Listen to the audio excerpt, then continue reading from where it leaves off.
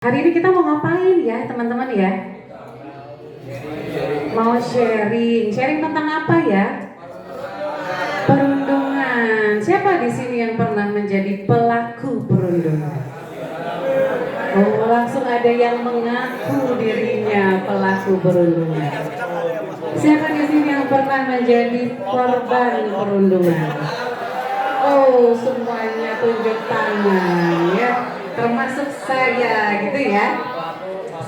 Sekarang pertanyaannya adalah, siapa di sini yang pernah menjadi bystander perundungan? Apa itu? Apa itu bystander perundungan? Bystander bullying itu apa? Ada yang tahu? Ada yang tahu? Ya, kita akan masuk ke tema ya teman-teman ya. Tadi kan udah ditanya, ada yang menjadi korban perundungan, ada yang menjadi pelaku perundungan. Terus belum tahu nih ada yang jadi bystander atau tidak gitu kan. Nanti kita bahas ya. Kita coba masuk dulu ke iklim sekolah. Sebelum kita membahas tentang bullying, perundungan gitu ya, kita simak dulu iklim sekolah. Ada yang tahu iklim sekolah apa? School climate itu apa? Tidak tahu. Harusnya tahu karena bisa baca. Ya enggak? Jadi school climate atau iklim sekolah itu adalah kondisi lingkungan sekolah yang mencakup aspek apa?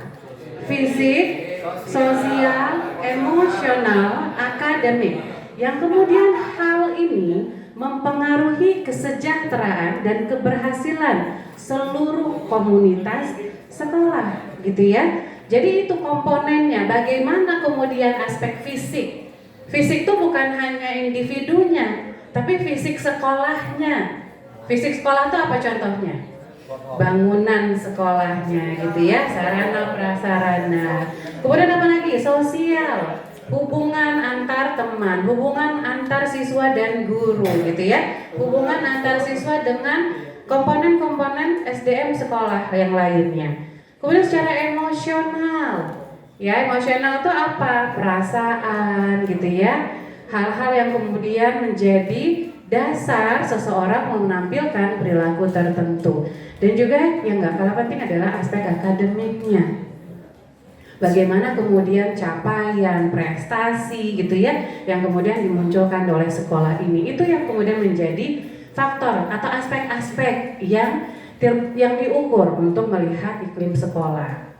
Nah kita lihat ya aspek fisik tadi, kebersihan, keamanan, itu aspek fisik ya teman-teman, kenyamanan, fisiknya, gedungnya, ruangannya, apakah kemudian ruangannya ber-AC atau tidak gitu ya, dengan cuaca Karawang yang sepanas ini gitu ya. Atau misalnya ruangannya nggak ber-AC tapi apakah ada ventilasi udaranya atau tidak, itu ya. Kemudian hubungan sosial, hubungan antar siswa tadi ya, dengan staf sekolah. Apakah ada sikap saling menghormati? Ada nggak? Ada. Saya ini ada ya, ini ada pasti ya. Kemudian kerjasamanya bagaimana? Kerjasamanya nggak hanya tim kelompok kerjanya aja, apa? Kelompok apa? Kerkom gitu ya bahasanya ya, bukan kerja kelompok saja. Tapi kerjasama antara siswa dengan guru, siswa dengan tenaga kependidikan gitu ya, dan lain sebagainya. Apakah ada empati? Ya, empatinya ada nggak kira-kira? Itu bisa dilihat. Kalau ada temannya jatuh, diketawain dulu, baru ditolong, gitu ya. Atau ditolong dulu, baru ketawa bareng-bareng. Nah, itu dilihat. Itu aspek empati nanti yang diukur ya. Kemudian ada aspek akademik ya, dukungan terhadap proses pembelajarannya. Apakah kemudian banyak jam kosong atau tidak ya? Guru-gurunya menyampaikan materi dengan menyenangkan dan mudah dipahami atau tidak ya? Kemudian juga tantangan akademiknya. Berat nggak mata pelajaran SMA? Berat ya. Nah itu apakah kemudian teman-teman di usia ini mampu atau tidak untuk menampung semua beban-beban itu yang disebut dengan aspek akademiknya ya. Kalau misalnya ternyata bebannya terlalu berat Bu, ini seluruh siswa rata-rata nggak mampu gitu ya untuk menampung beban itu, berarti ada yang salah gitu kan. Kemudian aspek emosional, ini kaitan dengan perasaan-perasaan yang dimiliki oleh individu-individu di setiap sudut sekolah ini gitu ya. Apakah kemudian dia merasa diterima atau tidak? Dia merasa didengar atau tidak? Dia merasa dihargai atau tidak? Gitu ya. Jadi tidak hanya antar siswa, ke guru pun. Apakah teman-teman gitu ya ke gurunya hormat atau tidak? Atau ada yang suka ngelawan gitu? Ayo jujur, ada nggak yang suka ngelawan di sini? Ada yang suka ngebantah nggak gitu ya? Nah ini kaitannya dengan aspek emosional. Jadi kalau kita bicara emosional bukan, aduh aku siswa, aku merasa tidak didengarkan, aku siswa, aku merasa tidak diterima. Tidak hanya siswa, tapi gurunya juga. Aduh ibu keraya nggak diterima nih, syarat ibu nggak diterima, masukan ibu nggak diterima, kalian tetap ribut di kelas. Itu juga akan mempengaruhi pembentukan iklim sekolah gitu ya. Oke. Nah sekarang kita lihat. Belum ya, satu lagi tadi. Nah ini juga ya, termasuk adalah keberadaan sistem untuk menangani masalah emosional itu ya. Seperti contohnya adalah perundungan ya. Ini ya, karena perundungan itu adalah yang melandasi terjadinya perundungan itu karena dasarnya ada aspek emosional yang bekerja, yang berfungsi di situ ya. Saya merasa marah, saya merasa kesal, saya merasa diledekin gitu ya, itu kan perasaan. Sehingga ini ya yang menjadi komponen dari iklim sekolah. Sekarang ibu mau tanya nih sama teman-teman semua ya, dari depan sampai belakang. Coba kita jawab pertanyaan ini ya. Pelaku perundungan tidak bisa dihukum atau dipenjara karena hubungannya antar teman. Benar atau salah? Kalian hitung ya di dalam hati jawaban kalian apa, nanti kita cross check di akhir, oke? Oke. Yang kedua, memanggil teman dengan sebutan selain namanya seperti endut, kribo, item, itu merupakan salah satu bentuk perundungan. Benar atau salah?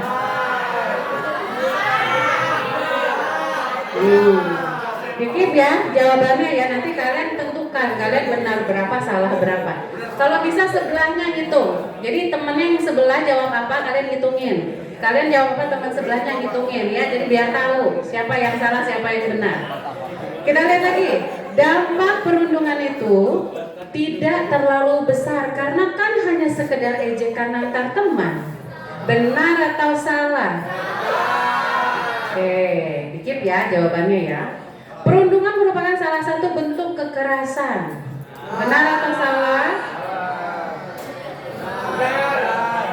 Oke. Korban perundungan bisa jadi menjadi pelaku perundungan. Ada yang gini-gini ya. Tidak sengaja berteriak kepada teman sudah termasuk perundungan. Oke, nanti dikip ya jawabannya ya, jangan ada yang cheating ya. Ntar jawab benar, namanya pasti belakang salah, salah saya gitu ya, nggak boleh ya.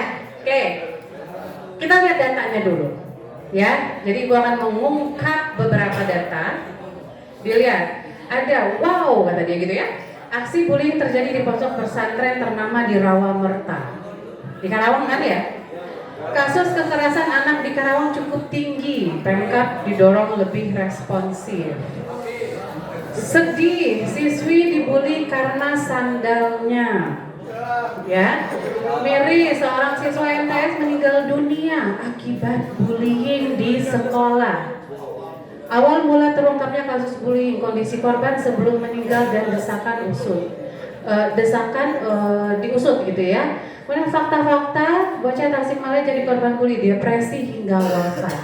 Wow, luar biasa ternyata dampak dari perundungan sampai ada yang meninggal dunia. Jadi sebenarnya teman-teman ya, jadi ternyata bullying itu dampaknya luar biasa. Sampai ada yang meninggal dunia. Ya, luar biasa sekali. Nah, kemudian kita lihat ya, ini yang kemudian menjadi penting. Apa itu perundungan? Ya, nanti kita coba untuk maknakan bersama ya teman-teman ya. Jadi perundungan secara teoritisnya itu adalah perilaku agresif. Ya, tahu perilaku agresif? Seperti apa perilaku agresif?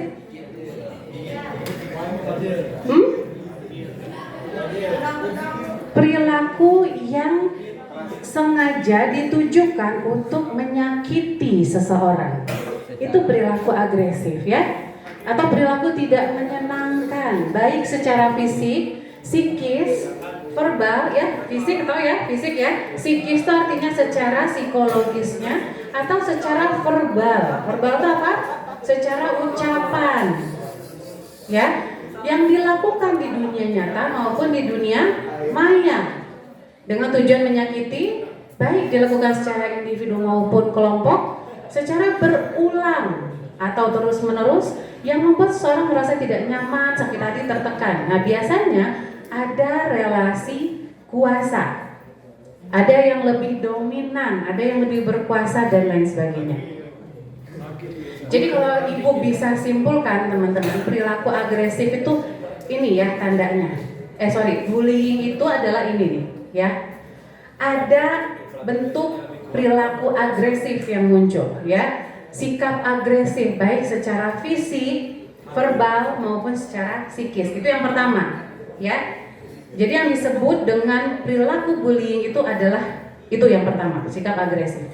Kemudian kedua, pelaku biasanya lebih kuat atau lebih berkuasa, atau disebutnya itu imbalance power, ketidakseimbangan kekuatan.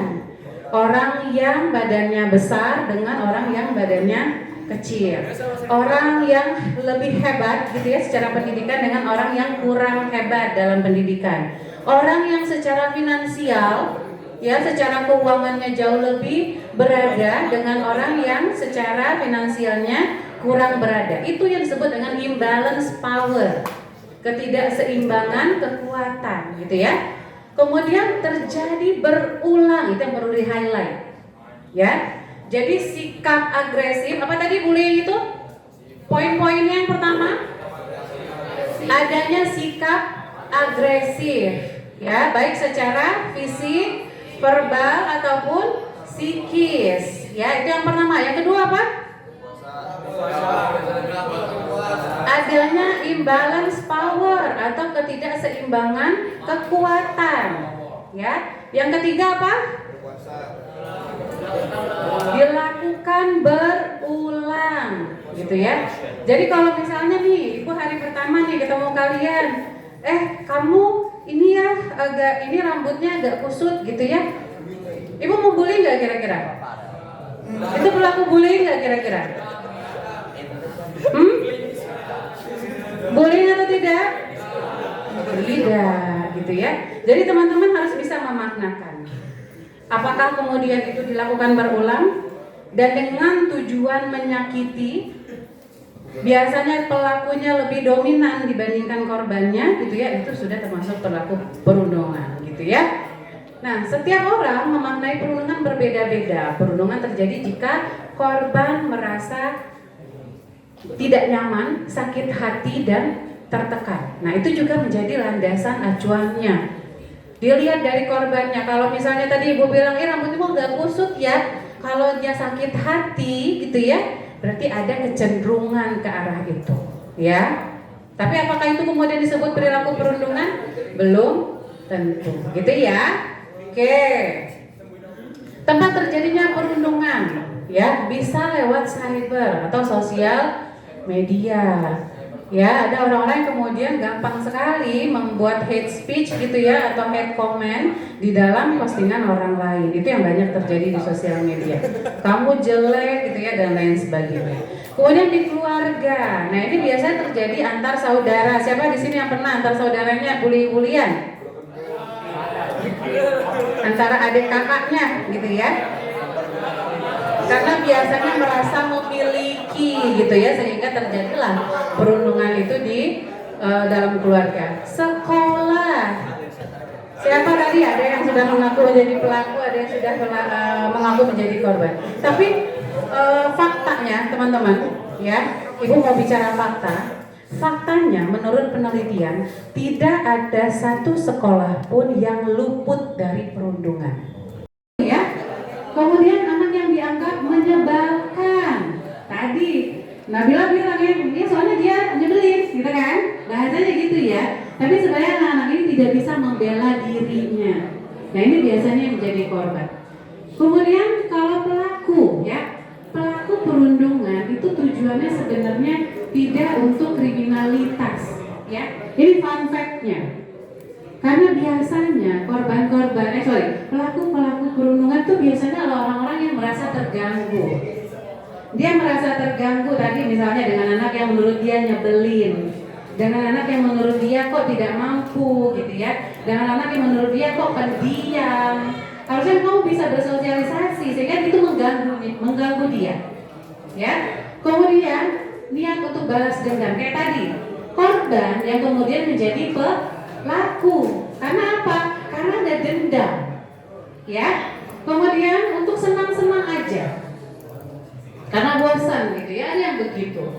Ada yang ngikutin teman lainnya. Ya.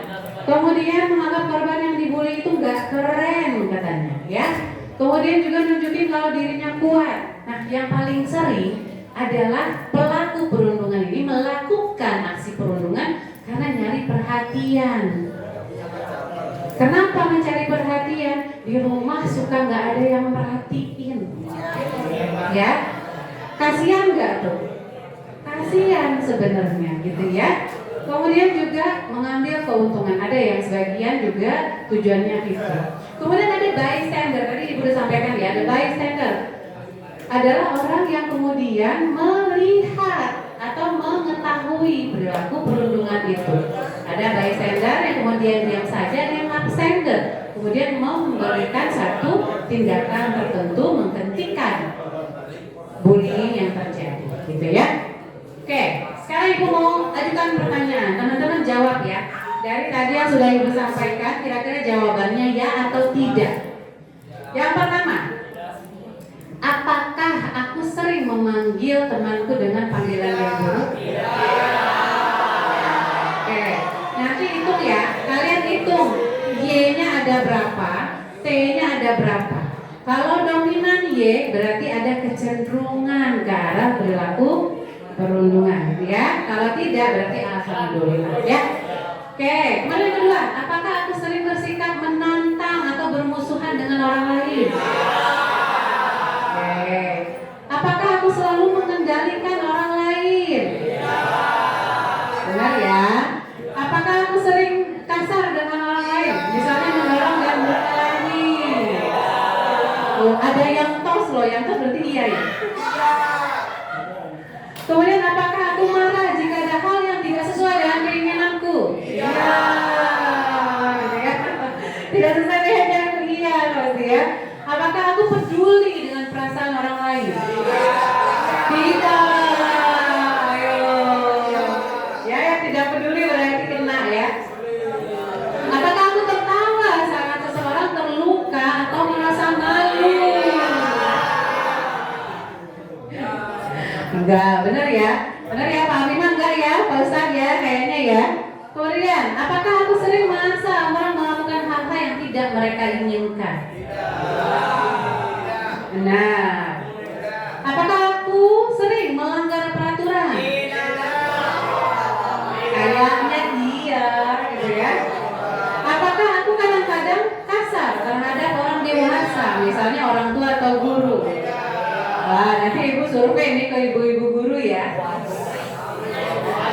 Apakah aku sering membuat lelucon tentang orang berdasarkan ras, budaya, agama atau siapa yang mereka sukai? Oh, ini biasanya gini nih, yang gak suka BTS aku musuhin, gitu ya? Ada nggak yang gitu? Ya, ayo ya, kalau iya berarti ngaku ya. Kemudian apakah aku tertawa saat orang lain diancam dan ditakut-takuti?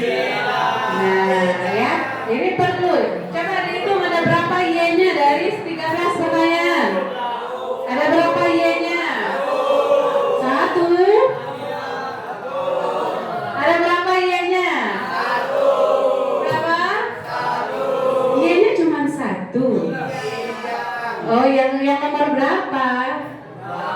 Nah, kayaknya tadi jawabannya tidak deh. Oke ya. Kalau ada yang banyaknya Y, berarti hati-hati ya. Nanti kita komunikasi ya, konsultasi sama Ibu ya. Oke, ini upaya-upaya kita coba skip aja ya, nanti teman-teman bisa lihat di slide aja ya. Oke. Nah, apakah pelaku kemudian menjadi pelaku bullying itu kemudian menjadi orang jahat? Belum tentu. Iya, memang itu jawabannya. Kita coba untuk berempati, ya. Kita coba untuk merasakan apa yang kemudian terjadi pada pelaku perundungan. Biasanya orang-orang yang menjadi pelaku perundungan itu adalah orang-orang yang kemudian terjadi sesuatu di rumahnya. Kayak tadi, yang kurang perhatian di rumah, yang mungkin ada kemudian orang tuanya, mohon maaf ya, ada yang kemudian orang tuanya divorce misalnya. Ada yang kemudian orang tuanya sibuk bekerja gitu ya, sehingga tidak banyak waktu yang dia habiskan dengan orang tua. Ada yang seperti itu, sedih nggak kira-kira? Sedih gitu ya, sehingga dia mencari kompensasi di luar rumah dengan cara tadi mencari perhatian. Ketika dia melakukan bullying pada temannya, maka orang tuanya akan perhatian, akan memperhatikan dia walaupun dengan cara yang tidak positif gitu ya. Kemudian orang-orang sebagai pelaku perundungan juga biasanya ingin menunjukkan kekuatan atau kekuasaan. Biasanya ya, dia ingin menunjukkan kekuasaan. Kenapa? Karena pernah ditindas. Entah misalnya di rumah dengan orang tua, itu misalnya sukanya didikte, orang tuanya otoriter. Nah, nanti teman-teman coba evaluasi ya. Orang tuanya otoriter, pokoknya perintah. Kamu harus melakukan ini. Sehingga dia mencari kompensasi keluar untuk bisa tadi dia yang mau merintahin orang, gak mau diperintah, gitu ya. Itu.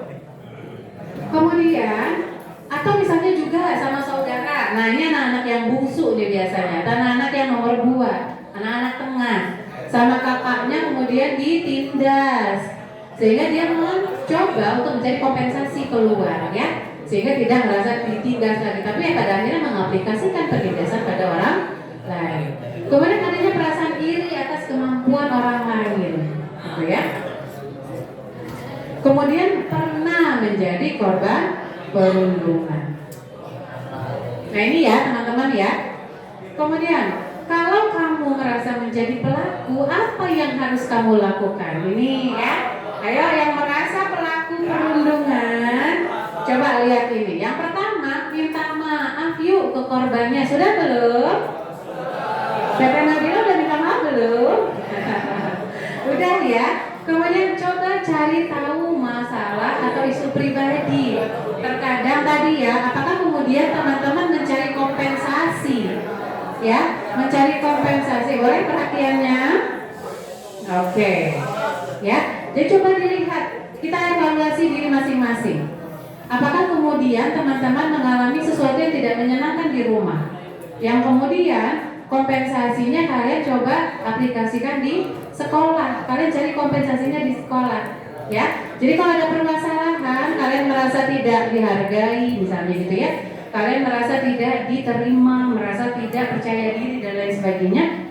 Ayo coba konsul sama ibu guru gitu ya, konsul sama orang tua, konsul sama teman yang kemudian lebih bijak gitu ya, sehingga bisa mengatasi permasalahan. Atau kalau memang sudah berat rasanya, boleh teman-teman ke profesional ya. Kemudian orientasi ke diri sendiri dan masa depan. Jadi artinya kalau misalnya kita membuli, berarti kan kita orientasinya hanya saat ini. Bagaimana kita bisa bersenang-senang dan lain sebagainya. Kita coba fokus untuk mengejar mimpi-mimpi kita, melakukan segala sesuatu yang bermanfaat untuk meraih cita-cita, gitu ya. Oke? Kemudian ikut kegiatan positif, lebih dekat dengan keluarga, dan yang gak kalah penting menjadi agent of change-nya. Kalian yang kemudian menjadi agen perubahan untuk mensosialisasikan apa itu perundungan, apa dampak perundungan gitu ya, sehingga juga teman-temannya menjadi lebih sadar bahwa bullying itu tidak boleh dilakukan. Nah ini ya, bullying itu ada di sini kalau kita lihat dari violence continuumnya ya, mulai dari menyinggung gitu ya, bullying itu ada di sini. Nanti kalau misalnya nih teman-teman ya, dengar ya, kalau misalnya perilaku bullying ini yang cuma ada di sini kemudian kalian pertahankan ya, akan berpotensi untuk meningkat menjadi perilaku kekerasan yang jauh lebih luar biasa. Ya, apa saja bentuknya? Nih, dimulai dari ngomong-ngomong yang kasar gitu ya, kemudian mendorong, kemudian berkelahi, pelecehan seksual, mencuri, minum atau menggunakan obat terlarang ya, sampai menggunakan senjata tajam, melakukan perusakan atau vandalisme ya. Kemudian apalagi? Hate crimes gitu ya, kriminal-kriminal, membuat geng-geng negatif gitu ya, sampai dengan menyandera, merampok, membunuh, atau bahkan bunuh diri. Ya, ini adalah dampaknya luar biasa.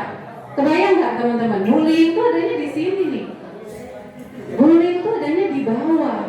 Tapi ketika bullying ini dipertahankan, maka akan memunculkan perilaku-perilaku kekerasan lainnya yang jauh lebih luar biasa. Baik untuk pelaku, untuk korban, ataupun untuk bystandernya. Ya, sebegitu luar biasanya dampaknya. Nah, kemudian kalau kamu merasa menjadi korban, apa yang harus kamu lakukan? Nih ya, nih bagi teman-teman yang merasa jadi korban, ada triknya. Kalian pakai jari tangan kalian. Ada berapa jari tangan? Ada 5. Yang pertama adalah talk friendly. Ya, jadi cara bicaranya harus bersahabat, berbicara dengan ramah. Walaupun kalian menjadi korban, gak apa-apa, ngomong dulu baik-baik sama pelakunya. Jangan gitu ya, aku merasa tidak nyaman kamu gituin, misalnya gitu ya.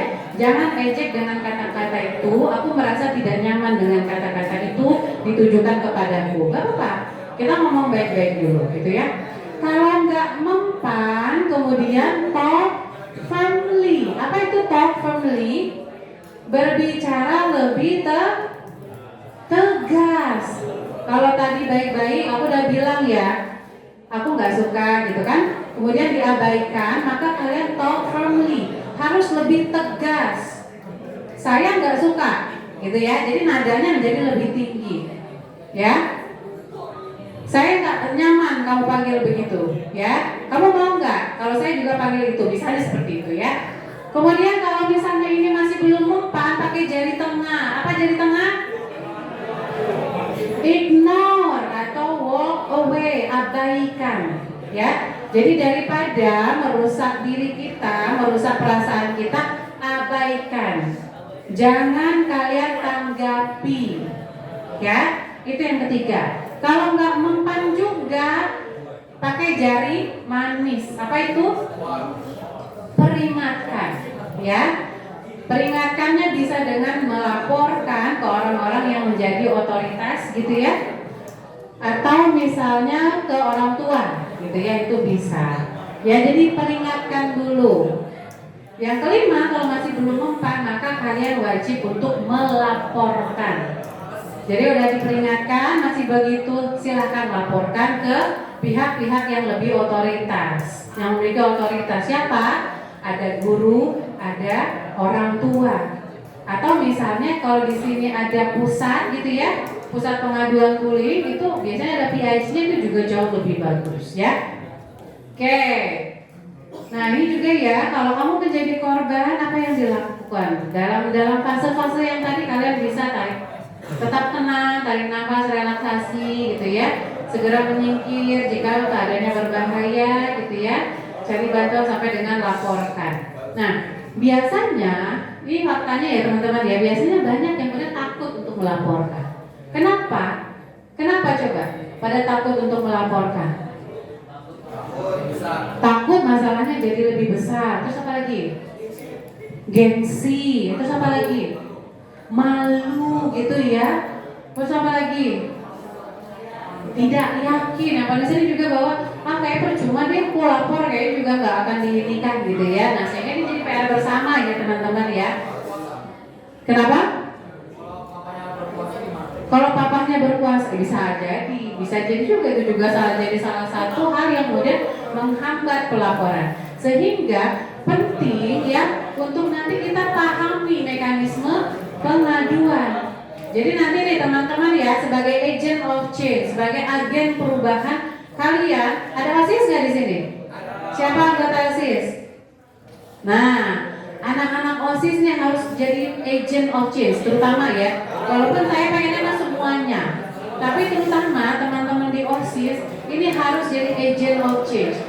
Kalian harus mencoba untuk membuat satu skema pelaporan gitu ya, nanti sama ibu guru, bapak guru, coba dirumuskan kalau memang di sini belum ada. Rumuskan bagaimana kemudian alur pengaduan dari perundungan, sehingga para korban, pelaku atau bystander yang tadi mengamati perilaku perundungan menjadi tahu kemana harus melapor, bagaimana prosedurnya gitu ya. Oke, jadi harus ada nih tim pengaduannya, ada yang menerima pengaduan, ada yang kemudian menjadi investigatornya. Apakah benar ini perundungan atau ternyata ini cuma kayak cuma saran atau kritik gitu ya, kemudian menjadikan dimaknakan perundungan gitu ya. Nah, itu bisa ya. Nah, kemudian tidak lanjut perundungan, analisis masalah ini ya. Nanti teman-teman tuh bisa lihat nih slide ini. Kemudian menginisiasi untuk pembentukan pusat pengaduan anti bullying ya, sehingga sekolahnya bisa menjadi lebih bebas dari bullying ya. Oke, cara menjauhkan diri dari dampak negatif perundungan teman-teman, tingkatkan aktivitas yang positif ya. Jadi kalian banyak melakukan hal-hal yang positif. Di sini kelas 10, kelas 11, kelas 12 semuanya ya. 3 angkatan ya. Nah, terutama untuk teman-teman SMA ini kan udah mau kuliah, betul nggak? Nah, kalian coba gali potensinya. Kira-kira saya tuh minatnya di mana? Kira-kira saya bakatnya di mana? Sehingga kegiatan-kegiatan hariannya dihabiskan dengan kegiatan-kegiatan yang mengarahkan ke tujuan karirnya. Oke? Setuju? Setuju. Bisa juga mendekati keluarga ya. Jadi kalau misalnya hubungan sama orang tuanya kurang menyenangkan, kurang dekat, ayo coba untuk membangun kembali hubungan dengan orang tua. Kalian mencoba bicara hati ke hati gitu ya, apa yang kalian rasakan, apa yang kemudian orang tua rasakan, sehingga kalian bisa menjadi lebih dekat gitu ya. Kemudian berteman dengan teman yang sadar untuk berprestasi dan mengembangkan dirinya ya. Karena tadi ada pelaku yang kemudian menjadi pelaku perundungan karena ikut-ikutan teman. Benar nggak? Benar. Oke, kemudian lihat bahwa hidup itu tidak hanya pada masa ini, tapi juga ada masa depan. Coba, kalau misalnya tadi kayak Teteh Nabila ya hampir dilaporin polisi, ya enggak? Kebayang nggak masa depannya gimana kalau sampai pada akhirnya diproses di polisi, ya kan? Jadi kita yang kita pikirkan adalah masa depan kita yang kemudian masih panjang, masih butuh diri kita untuk berusaha semaksimal mungkin gitu ya. Kemudian sebarlah kebaikan, gitu ya. Oke, sanksi. Nah ini teman-teman, fakta yang perlu saya sampaikan, bahwa ternyata perundungan itu, ya, sanksinya luar biasa, ya. Jadi kalau untuk orang-orang dengan pelaku perundungan itu bisa mendapatkan hukuman penjara, ya paling banyak ini ya. Penjara tuh paling lama 3 tahun dan 6 bulan atau denda 72 juta rupiah ya. Kalau cyber ini lebih parah ya, lebih luar biasa lagi. Di Undang-Undang Nomor 11 Tahun 2008, perilaku perundungan secara cyber itu bisa ditahan paling lama 6 tahun dan dendanya 6 miliar rupiah kan? Ya, jadi belum lagi sanksi sosial yang kemudian teman-teman akan dapatkan. Wah ini tukang bully, wah ini mah tukang fitnah gitu ya. Senang nggak kemudian mendapat cap itu?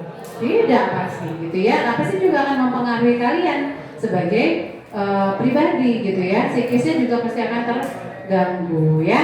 Kemudian juga bantu korban yuk ya. Jadi teman-teman tadi yang bystander, tadi saya ke skip ya. Nah ini yang bystander itu ya, kalau kamu menjadi saksi atau bystander, kamu jangan diam saja, bisa lakukan sesuatu gitu ya, tapi harus lihat situasinya ya. Teman-teman yang kemudian mungkin di sini banyak juga yang menjadi bystander, atau banyak yang menjadi pengamat. Hati-hati juga ketika kalian ingin melakukan atau melibatkan diri dari perilaku perundungan yang terjadi. Perlu dilihat apakah murid itu berbahaya atau tidak.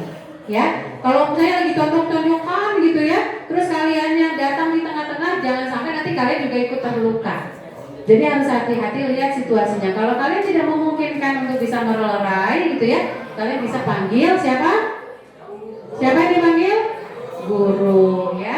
Kemudian juga yang paling penting, tidak menyebarluaskan cerita atau gosipnya ya. Oke.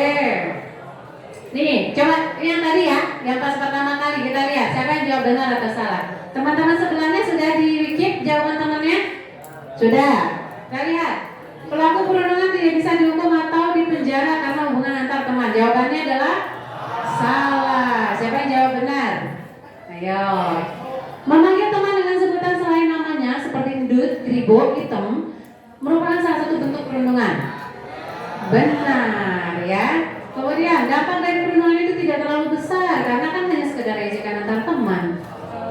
Salah ya, jawabannya salah karena itu dampaknya luar biasa terhadap psikis seseorang. Perundungan merupakan salah satu bentuk kekerasan. Benar. Korban perundungan bisa jadi menjadi pelaku perundungan. Benar. Kemudian tidak sengaja berteriak kepada teman sudah termasuk perundungan. Tidak ya, karena tidak sengaja, maka itu tidak termasuk ke dalam perundungan. Oke? Oke, ini nanti terkait dengan sosialisasi ya. Artinya ini teman-teman, bagaimana kemudian kita bisa membangun hubungan yang baik antar teman ya. Proses, boleh ya atensinya sedikit lagi ya teman-teman ya. Supaya kita bisa membangun hubungan baik antar teman, antar guru dan lain sebagainya ya, dari siswa ke guru, maka kemampuan sosialisasi kita harus bagus. Apa saja yang kemudian dibutuhkan gitu ya? Atau kenapa kemudian ada orang yang sulit bersosialisasi? Teman-teman paham sosialisasi itu apa? Kemampuan apa? Membangun relasi dengan orang lain gitu ya. Ada orang yang kemudian sulit untuk membangun relasi, berkomunikasi gitu ya, bersosial dengan orang-orang di sekitarnya karena beberapa hal ya. Nanti teman-teman coba evaluasi dirinya. Adakah di antara ini yang kemudian jadi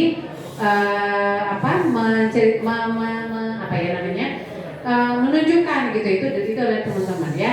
Kurangnya bahan obrolan karena pengetahuannya minim ya. Apa yang harus kita lakukan kalau kita kurang obrolan atau pengetahuan kita minim sebenarnya? Memperbanyak bacaan, memperbanyak pengetahuan kita. Jadi kalau kita ngobrol sama orang, kalau kita ketemu sama orang, ada aja bahan obrolannya. Karena pengetahuan kita menjadi banyak gitu ya. Jadi ada aja yang kemudian bisa kita tanyakan, yang bisa kita sampaikan ke orang lain. Jadi ada bahan obrolannya ya. Gitu ya. Kemudian kedua, karena tidak bisa menyampaikan dengan jelas. Ada nggak di sini yang merasa ya, yang merasa dirinya atau merasa temannya kalau ngomong tuh belibet. Kalau ngomong tuh ini mau ngomong apa, tapi panjang banget dulu pendahuluannya gitu. Ada nggak? Nah, itu salah satu hal yang kemudian menghalangi kemampuan sosialisasi individu. Karena nggak bisa merangkai cerita sehingga mudah dipahami oleh orang lain. Jadi nanti itu harus latihan ya. Latihan triknya adalah kita harus ada pendahuluannya, ceritakan pengalamannya dan kesimpulannya apa. Triknya seperti itu. Nanti coba dipraktekkan ya. Kemudian yang ketiga, karena tidak percaya diri. Nah, kalau tidak percaya diri mau nggak mau harus ada dilatih ya. Harus berada di lingkungan yang support. Sehingga tadi rasa kepercayaan dirinya menjadi lebih meningkat ya, karena memang harus dilawan caranya kalau untuk ketidakpercayaan diri ya.